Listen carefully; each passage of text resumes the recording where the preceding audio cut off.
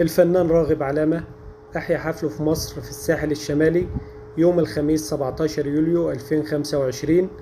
حفل الفنان راغب علامة في الساحل الشمالي أثار استياء ناس كتيرة جدا، وأثار الجدل جدا على وسائل التواصل الاجتماعي بسبب الأحضان والقبلات اللي شفناها. حفل الفنان راغب علامة أثار استياء الفنان مصطفى كامل نقيب الموسيقيين، اللي بدوره قرر إنه يحقق مع الفنان راغب علامة وإنه يمنعه من الغناء في مصر.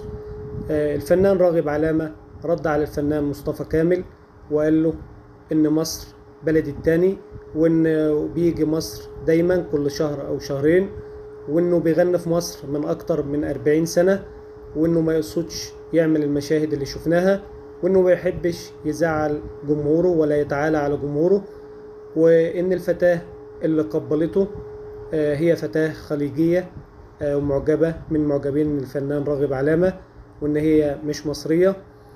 فنان راغب علامة قال إنه مش مسؤول عن البنات اللي بتطلع على المسرح، وإن المسؤول عن البنات اللي بتطلع على المسرح هم منظمين الحفل وأفراد الأمن. فنان راغب علامة اعتذر وقال إنه ما يقصدش المشاهد اللي شفناها، هي القصة كلها إنه ما بيحبش يزعل حد من جمهوره.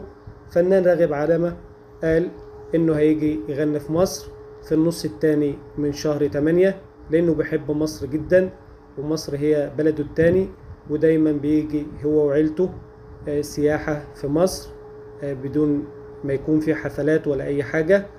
واحنا بنرحب بالفنان راغب علامة. بصراحة العيب مش منه، العيب من البنات اللي بتطلع وتعمل كده، لأن احنا مش متعودين على المناظر اللي شفناها.